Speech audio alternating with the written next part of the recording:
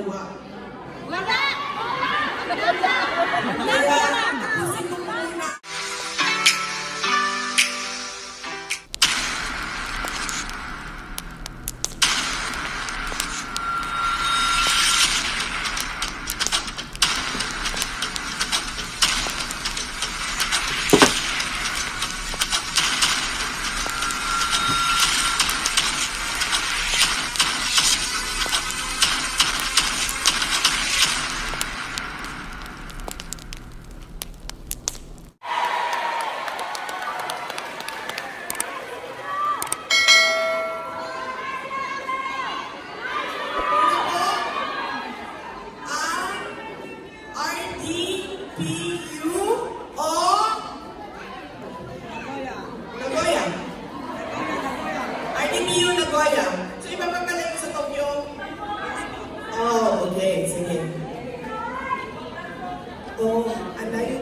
Nagoya, no?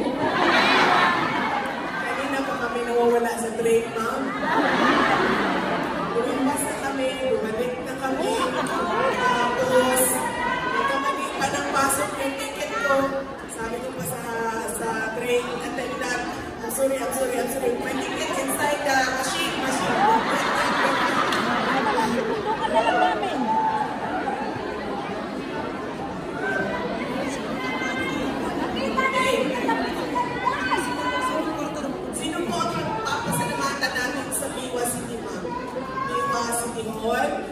Si Mayor, si Vice Mayor, ang mga konsehal, mga barangay captain, ang iwa.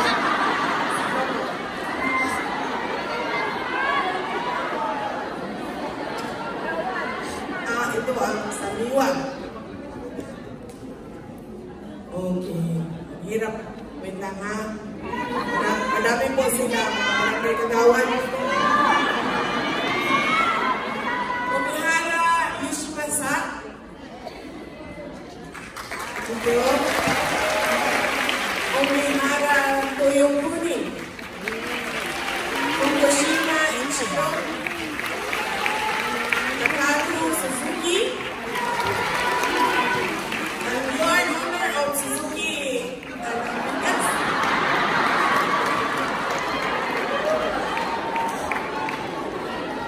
Ito, AG. Tanaka, Temihiro. Sakai, Tsumitaka. Sakuma, Tsutomo. Mochizuki, Tomomi. Shibata, Yusuki. Yamada, Makoto. Yashi, Hiroaki. Ramirez, Marcelo. Nomura, Kenji. Takahashi, Naohiro. Toyota, Tomoyuki, Yasuda, Atsumori, Ozotani, Takuchi, Gatos, Jennifer, Miyoshi, Masanuri, Suzuki, Takao, Sota, Korita, Lisatsuma, Yukiko, Seiro, Hayami, Manalili, Laila, Fumito Ogiso, Kenta Minoshima, Oshiaki Asano, Yuhei Michida, Yukiko Kutsuna, Etsuko Suzuki,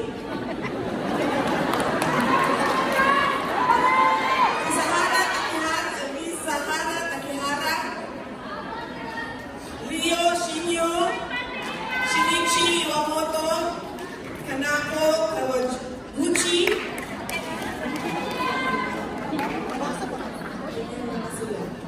at papasalamat tayo sa Biwa City at sa lahat ng mga taga-Biwa City na tumulong sa atin para sa ating programa. RDPU Nagoya Chapter, Lions Club Nagoya, Filipino Volunteer Group in Amashi, Hongkong ng mga katutubod, Japan Chapter, Toyohashi Lions Club, Rotary Club of Immaculate Conception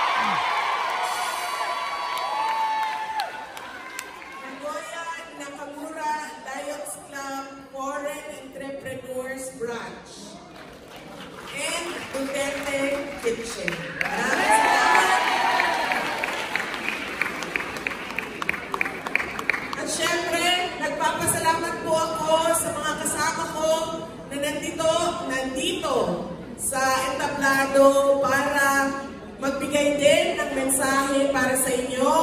Una po ay si Dr. Lorraine Badoy. Maraming salamat. Siya po ay unang-una na lumaban sa Marcos administration at sa Makabayan Black kasama na ang mga NPA sa trabaho nila noon sa NPF-IDA. Ang susunod na pagpapasalamat ko po ay binoto nating lahat at sigurado tayo nanalo ng nakaraang eleksyon, Dr. Richard Mata.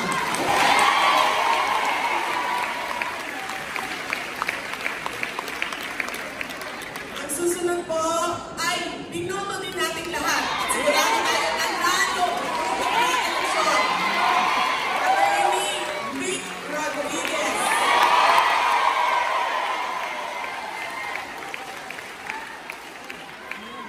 Ang susunod po ay kasama ko noong 2019, mukbang ng pagbabago, kampanya para sa mga senador ni dating Pangulong Rodrigo Duterte. At kasama ko noong 2022, nangampanya para sa akin.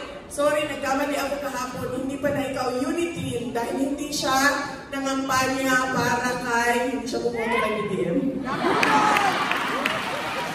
Dating Speaker, ang Congressman Lloyd Alan Velasco.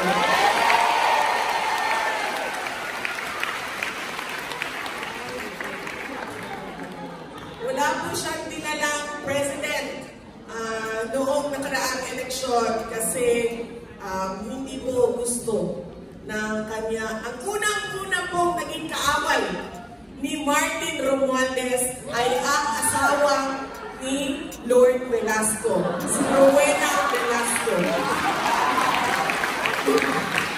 Ito ang unang-una naging kaaway ni Martin Romualdez. Nung nalaman niya na tumakbo ako Vice President, sobrang iyak niya kasi sinabi niya hindi talaga mabuting tao yan.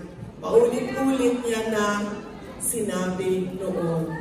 Ngayon, sabi niya sa akin, sinabi ko na sa'yo kita Sara, pagkatin mo. Ang susunod po, magpapasalamat ko dahil siya po ay dapat nandoon sa The Hague, Netherlands. Pero siya po ay napakiusapan namin na bumisita muna dito sa Japan at magbigay ng mensahe para sa inyong lahat. Senator Robin Padilla.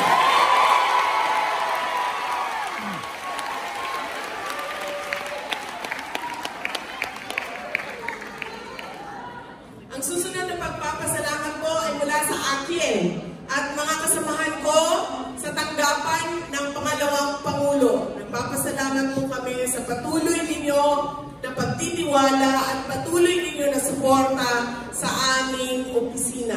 Maraming salamat po sa inyong lahat.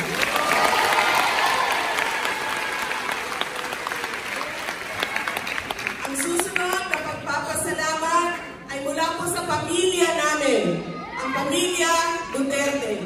Napakalaki.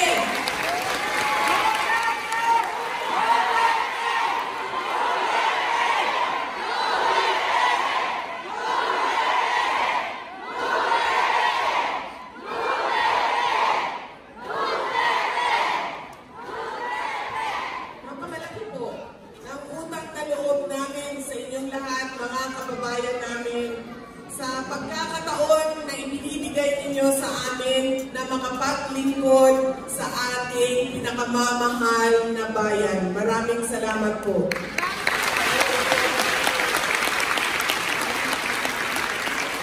Ulit-ulit kung sinasabi yan, na kung kayo ang mga utang na kabubot-on kaninyong tanan, mga kaigsuunan na mong Pilipino, kay kamo ang naghatag sa amoa sa posisyon kung asa mi karon. Daghan kaayong salamat.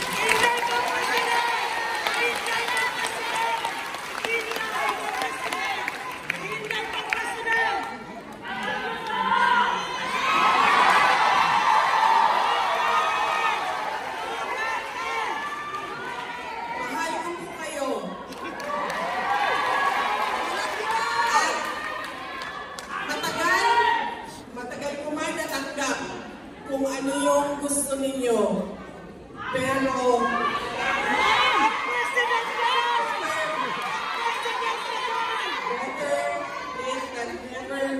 natanggap ko na po kung ano yung Attorney Rodriguez. Kanina? Hindi ko sinabi.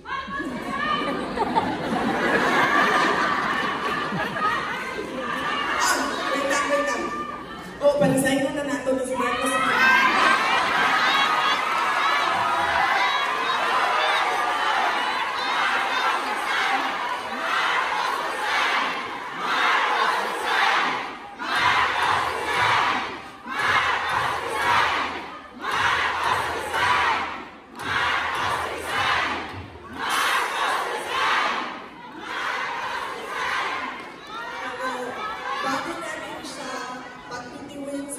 Pag-usapan muna natin kung ano ang kanyang ginawa.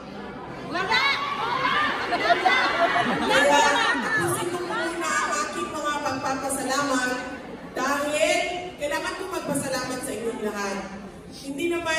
Hindi ako makakarating dito sa harap ninyo at hindi ako makakarating dito sa Nagoya kung hindi dahil sa inyong lahat.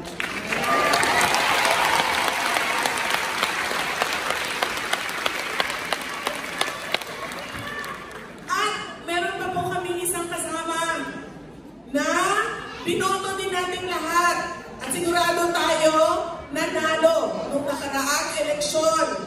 Nasabi ko ito kanina, di ba? Si Attorney Vic Rodriguez.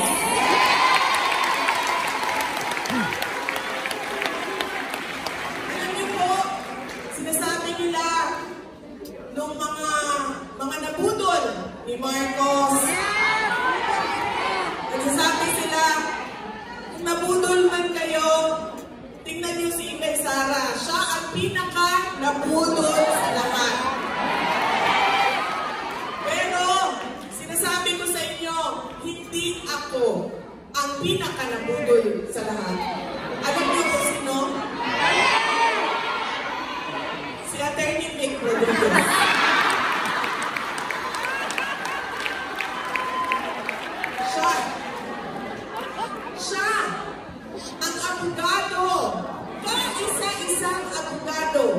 Na sumama kay Bongbong Marcos nung natalo siya ni Vice President Leni Robredo. Wala, kung paalam niyo po, kapag wala kayo sa posisyon at talo-talo kayo, mawawala lahat yan ng tao. Sinasabi ko na yan sa inyo. Dahil ako din, ay bumabak na rin ako sa posisyon noon. Nung ako ay mayor. At hindi na ako tumakbo pagkatapos ng term ko noong 2013. Lahat, wala na. Sabi pa nga ng asawa ko noon, Pasko ng 2012, December 2012, ang daming mga pamasko. December 2013, kasi bumaba na ako ng July 31, wala na. Dalawa na lang ang regalo doon. Dalawa na lang. Ang isa galing sa ninang namin sa kasal. Tapos ang isa galing sa sobrang tagal na kaibigan ng pamilya namin. Yung may-ari ng Yellowfin Restaurant. Maalala ko yan. Kasi sabi niya, sabi ng asawa ko, nung Tagalog siya, nung nakaraang taon, ang dami dito, nagpatong-patong. Tapos sabi niya, December 2013, sabi niya, galing na lang kay Ninang, galing na lang kay Robin. Tatawanan kami. Ganun. Pag wala ka sa posisyon, at wala ka power, nawawala lahat ng tao. Pero si Attorney Vic Rodriguez, sinamahan niya si BBM kahit talo si BBM.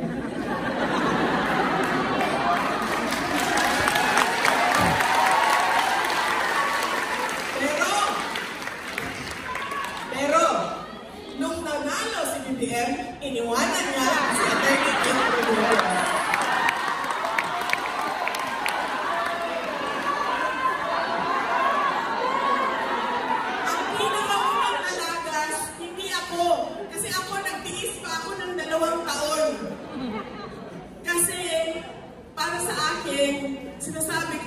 kung makita lang naman nila sana na nagtatrabaho lang ako dito, baka ay hindi nila ako aatakihin at babanatan.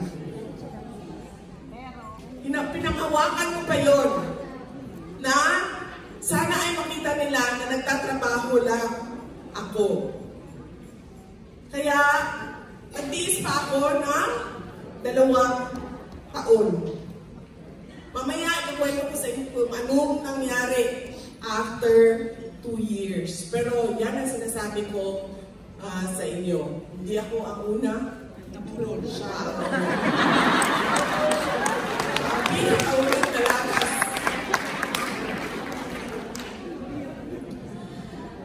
Noong mga pagpapasalamat ko po, mula po sa pamilya namin, ang susunod po na pagpapasalamat ay galing po kay dating Pangulong Rodrigo Duterte.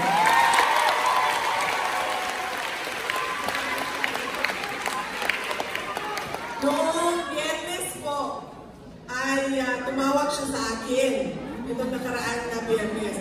Andito na ako sa Japan noon. Nagpwesto na kami, naghahanda kami para sa rally kahapon at para sa rally ngayong araw na ito. Tumawag siya sa akin. Ang una niyang sinabi ay, kamusta ka na? At ang una ko namang sagot sa kanya ay, nakalimutan mo ata ako kasi huli kang tumawag nung nakaraang Biyernes pa. Isang linggo na ang tumaan, ang chismis ko nagpatong-patong na. Nakalimutan mo ata ako, tawagan. Sabi niya, pasensya ka na kasi minsan inuubos ni Veronica. Kasi meron lang oras kung kailan pwede tumawag. At kailangan niya hatiin yon sa aming 2 magkapatid. Minsan, sobrang daming good news ni Veronica, ni Kitty, ay nauubos yung oras sa tawag. At merong mga araw din na ayaw niya tumawag. Ayaw niya makipag-usap. Yung mga araw na yun, ng nakaraang linggo, ay dahil sa mga nangyayari sa Pilipinas. Dahil sa mga eskandalo sa flood control at sa budget ng ating bayan. Ang susunod po na pagpapasalamat ay mula po sa akin para sa inyong lahat.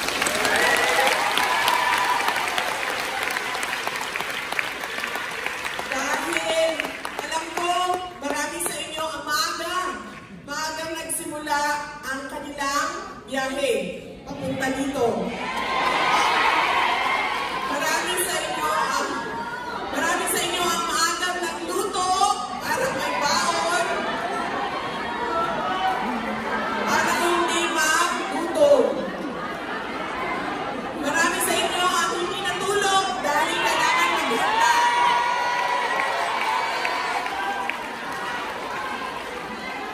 Marami sa inyo ang nagmamadali kanina at malayo ang biniyahe. Kanina po, sa train station, dito na po sa Kida Station, nandun po kami sa baba, nag-aantay kami ng taxi. Tapos, may bumaba na mga Pilipina 2.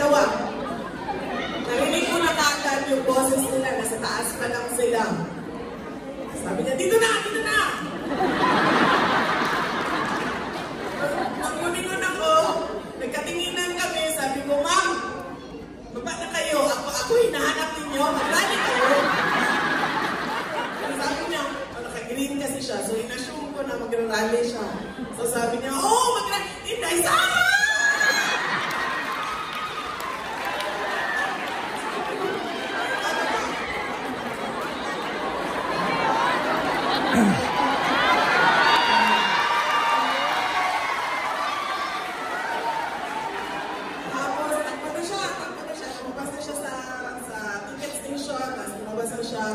Tapos sabi niya, layo pa na biniyahin namin. Sabi ko, kami din ba maglayo? So, marami sa inyo ang nagsakripisyo para pumunta dito. Maraming salamat.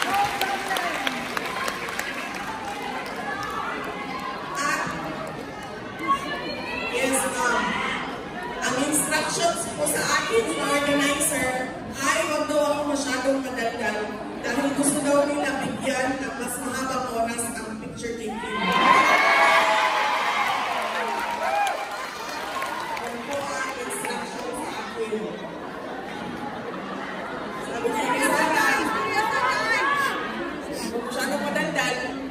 Istorya lang, guys! Istorya lang! Picture taking pa tayo. At ang huling pagpapasalamat ay pagpapasalamat nating lahat sa ating Diyos.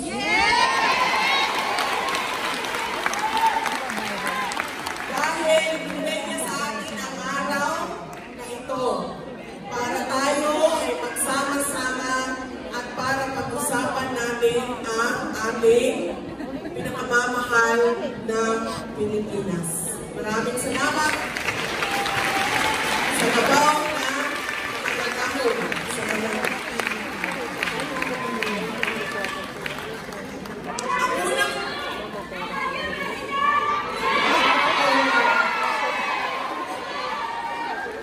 sabi ko nga po, matagal ko natanggap kung ano yung gusto ninyo. Pero sinasabi ko sa inyo, natanggap ko na siya, ma'am.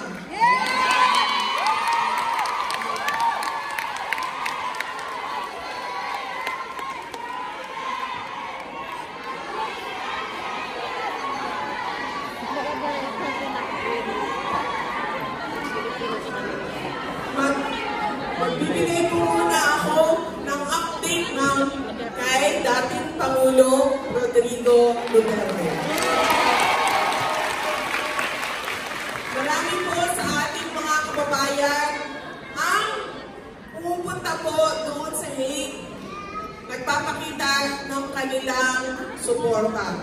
At madami tulad ninyo na gumagawa sa buong mundo, iba't ibang lugar, gumagawa ng mga Pangulo Rodrigo Duterte. Unahin ko po ang updates ng mga abogado.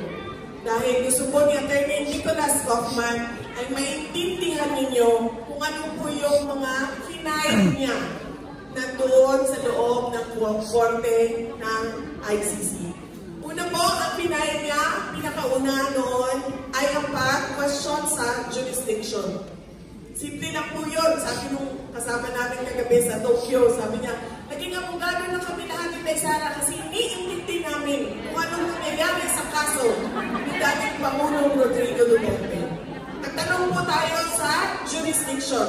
Sinabi po natin, nag-imbestiga kayo, 2 taon na ang lumipas nang nag-withdraw ang Pilipinas sa ICC. Ang nakalagay po sa inyong rules ay 1 taon lamang.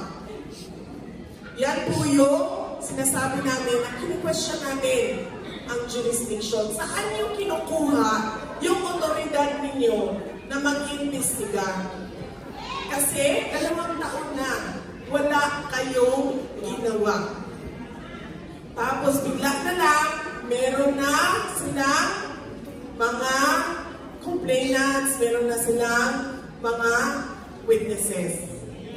Ang susunod po na hinain ng abogado ni dating Pangulong Rodrigo Duterte ay yung interim release. Sa interim release po nakalagay sa Rome Statute ay ang isang akusado pwede ma-apply ng interim release bago ang trial. Nag-apply po si dating Pangulong Rodrigo Duterte. Medyo tumagal lang kami dahil nahirapan din kami humanap ng isang bansa na tatanggap sa kanya.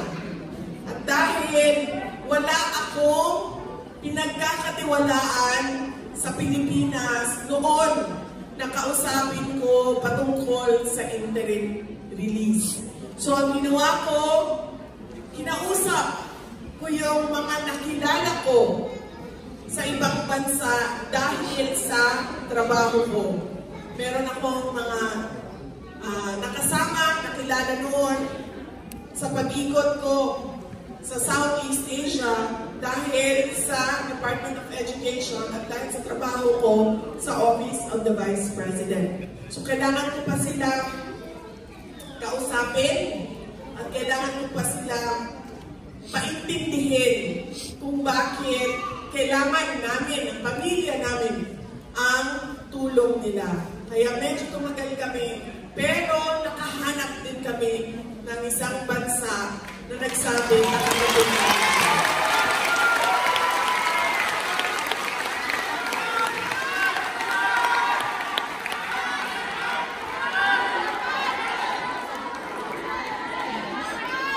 Nakalagay ko sa batas ng ICC. Bakit hindi binibigay ang interim release sa isang akusado? Una, kapag siya ay posibleng magtatago.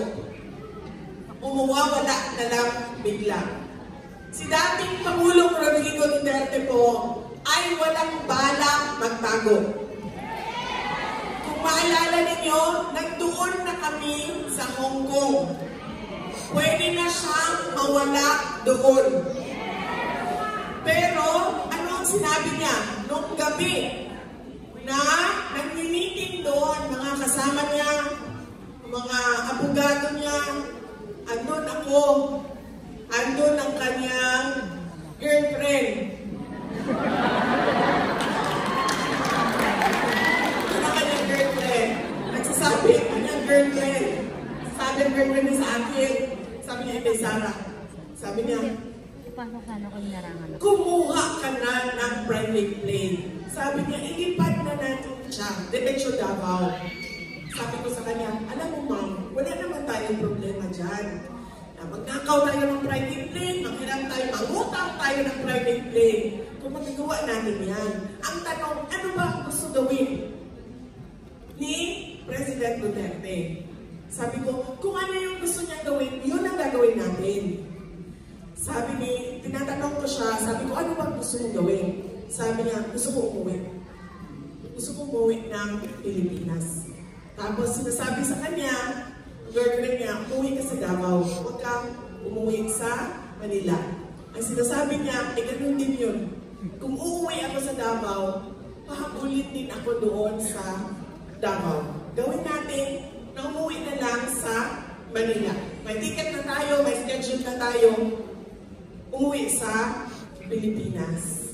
In fact, ang kanilang flight noong araw na yon ay alas 4 ng hapon. Ang ginawa nila, lumipat sila sa madaling araw na flight para maaga silang dumating sa Pilipinas.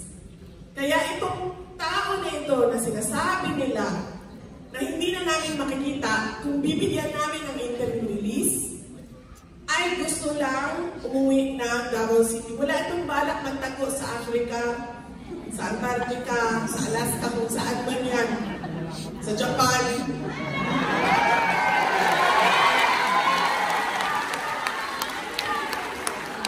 Wala siyang balak magtago. Dahil ang gusto lang niya umuwi sa Davao City at gusto niyang mamatay doon sa Pilipinas. Paulit-ulit niya yan sinasabi. Gusto ko umuwi dahil gusto ko doon sa Pilipinas mamatay.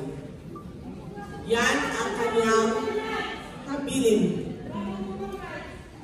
Totoo yan, ma'am. Yan ang sinasabi namin. Human rights. Yan ang sinasabi namin sa ICC. Kinuha niyo 80 years old na.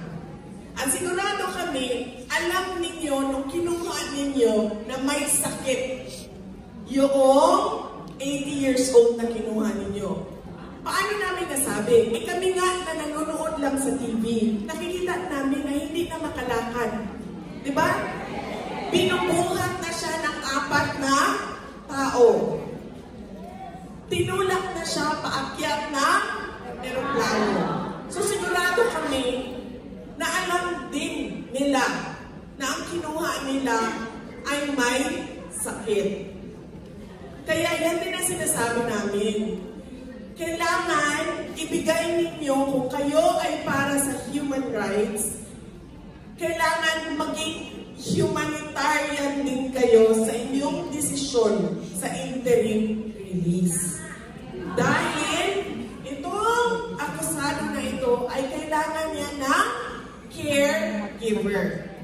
Hindi siya pwede mag-isa sa kwarto. Example lang kung kayo na gaano kagrabe na kailangan niya ng assistant. Ang aking kapatid, si Kitty, ang trabaho niya yan ay kung ano ang pangangailangan ng tatay namin. Lahat ng pangangailangan niya. Gikan sa tina, sa buhok, sa manicure, sa pedicure, sa damit, si Kitty yan. Sasabihin niya ni Kitty, malapit na ang tiklamig. So, kailangan maghanda ng damit. At sasabihin niya ni Kitty, ilabas na yung mga hindi ginagamit kasi iuwi na ganyan. Ganyan ang trabaho niya. Lahat ng pangangailangan. Pagkain, tinatanong niya, PT, nag-PT ba? Lumabas ba? Naglakad ba? Ano? Pagdating naman sa akin, ang trabaho ko ay puro lang politika at chismis. Sinasabi ko sa inyo. At pangatlo ay love life. Kasi si Kitty, ano pa medyo bata pa. So hindi siya open sa ang tatay niya ay madaming girlfriend. So yan lang ang tatlo sa akin. Una politika.